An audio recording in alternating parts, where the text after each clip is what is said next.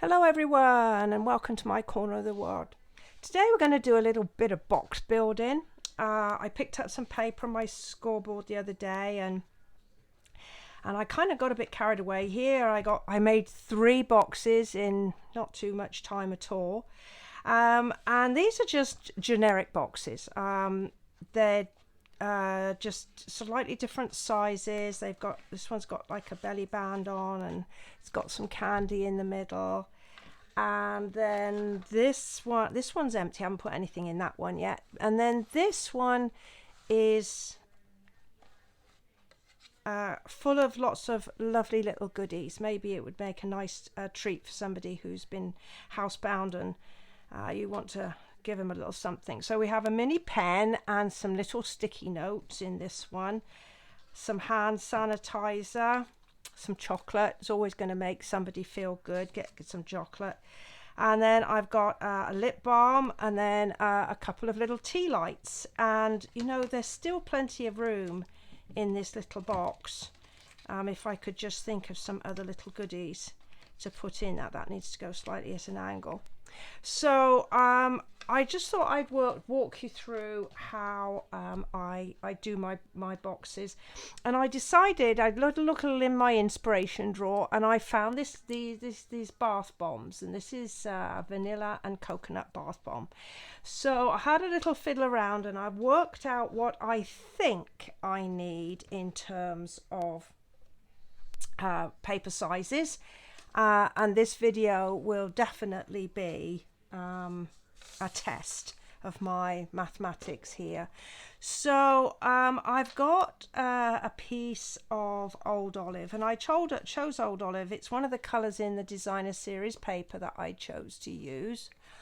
And this is 5x5, and I'm going to score this all round at 1 5/8. So 1 5/8 all the way round like that. And then this is a piece of designer series paper. Now this measures 3 1/4 by 3 1/4, and on this one I'm going to score at 3/4 of an inch all the way round. And we just hope that it will fit when we get this finished. Now with this paper, I'm not pressing quite so hard because it will tear, but you can just see my scores there. All right. Now I decided I was going to pretty up my paper a little bit, this paper here, and I'm using this stamp set today. The Delightful Day, mainly because I like this just a little something for you, but it's also got a couple of nice sort of imagey stamps, and so I thought I would just decorate up my box with some tone stamping, and by that I'm using Old Olive ink and Old Olive cardstock, and I'm just going to stamp randomly around just to give me some additional texture there. I think that's going to be good enough. All right, so then with my paper snips I am going to cut my my tabs. So the 4 corners are the tabs that are actually going to go inside the box to hold it together. Now I don't need these so long, so I'm going to trim off the extra pieces here, and I'm making these little miters because it just helps when you put the box together that you don't have quite so much bulk at your corners. They just fit together nicely. So there we go. And we'll just trim this off, and then our final corner. And all the boxes I showed you just now are all made using the same technique. Alrighty. So then I'm going to put my folds in, and I'm using a bone folder. You can use the handle of your scissors if you don't have a bone folder. Works just as well. And the secret to good boxes is having good solid folds. I've said that practically on every video I've ever made a box in. So there we are with that. And I'm just going to flip over, and I'm going to get my tear and tape, which is double-sided. You can use liquid glue. It does take a few moments to dry, so that's why I decided to use the tear and tape. And to give it extra strength, I'm making sure that I've got my tape close to my score line, and that'll stop it flapping around loose and sort of weakening the box. So there we go with this. And I'm just going to move this out the way because it's sliding around and stopping me working properly. So I'm going to just take off the backing here, and I like to just work one side at a time, otherwise I get things stuck together that shouldn't be stuck together. And I'm basically lining my cut edge up with the fold on these sides and pressing firmly.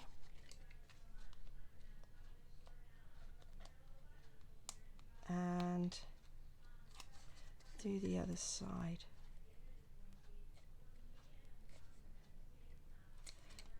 There we go.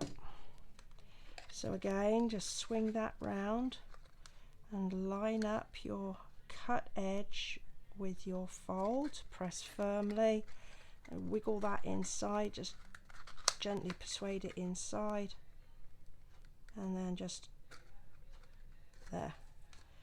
So with any luck, oh, that fits in beautifully.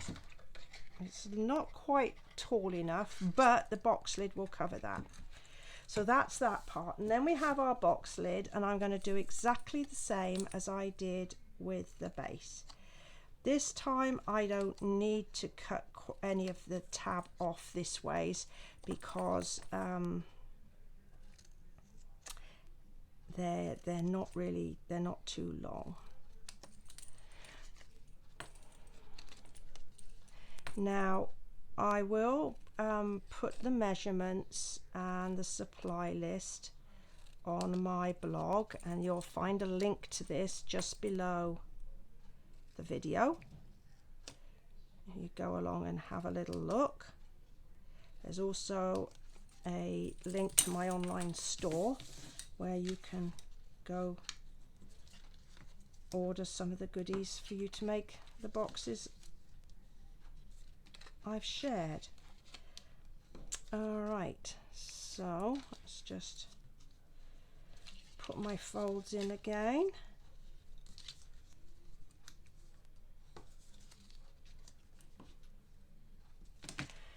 And back with the tear and tape, and this time I'm going to just need some smaller pieces.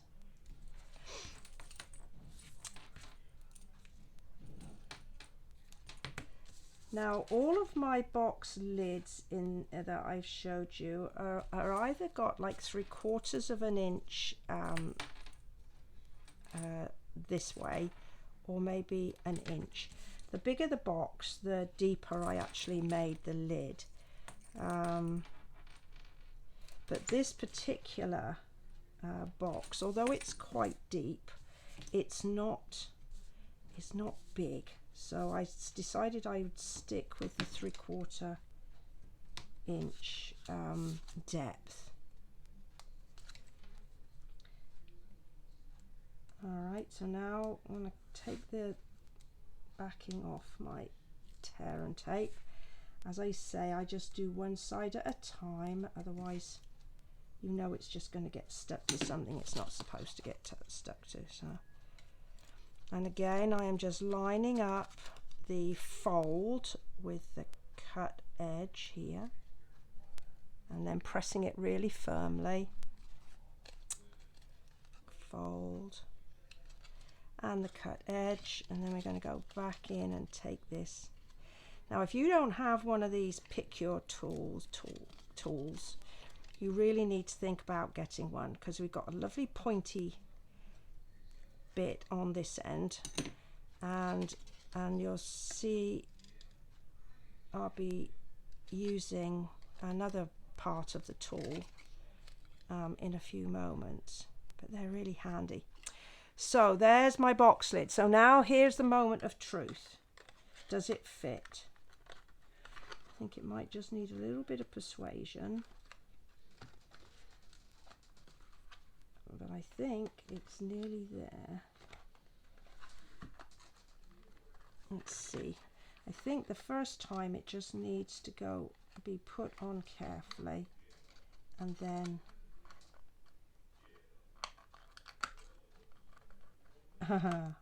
come on, there we are. It just needed to go on, and there we go. Alrighty, and so it's not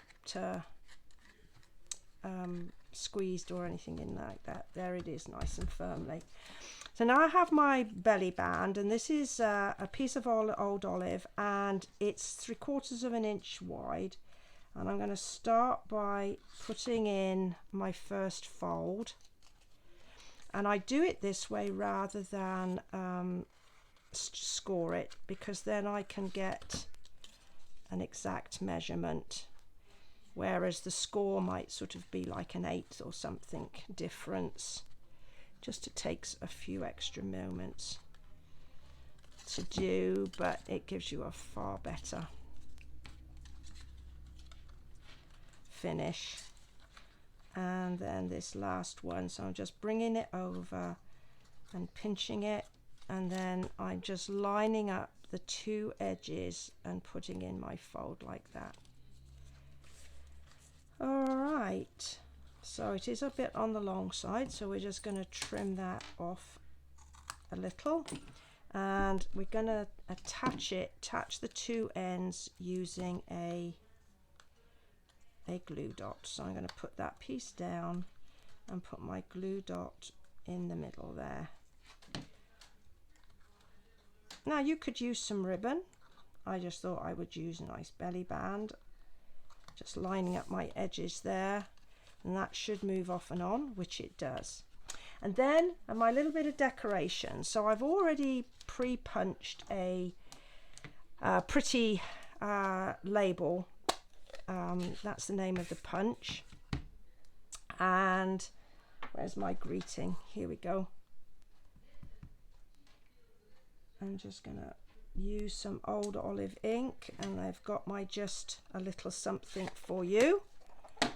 And let's see, we need a couple of dimensionals, so I'm gonna pop my dimensionals actually on the belly band, because if I put them on the back of my piece of card, I'm bound to get them in the wrong place. And so just take the backing off, and then I think I'm going to put this on at a jaunty angle like that. And then I've made myself a couple of flowers. So this is one of the new punches coming out in the catalogue. This is the Blossom punch. And I punch out, I've got some Mango Melody here, and I'm going to use my bone folder to just curl the edges like this. And then I'm going to get a piece of sponge and use this tip to put my to cup it a little bit. Okay, it didn't want to stay, but it will. There we go, and just emphasize my little flowers a little bit more. And then I'm going to use a glue dot to stick. I'm going to have one there, and then I think I'm going to put the other one here, maybe here. There we go. And then let's see, let's put, oh, we just go ahead and put a couple of pearls in to there. Now I did get some red ribbon out. I don't know whether I want to put a piece of ribbon, or is that over egging the pudding, as my dear old granny would have said. Oh, I am just going to go for it. I'm going to put a piece of ribbon on there. This is like that, I think. And I have a video which I'll put a link in for on how I do my knots. I think that's a weeny bit on the big side, and probably it is a bit of overkill, but hey, this is a gift, so we just want to make it look extra special. Well, I hope you have enjoyed this video on box making. It is great fun. You can decorate them however you like, and you can just put a little surprise inside. Well, thank you very much for joining me today. Perhaps you'd give my video a little thumbs up. I'd certainly appreciate that. Bye for now.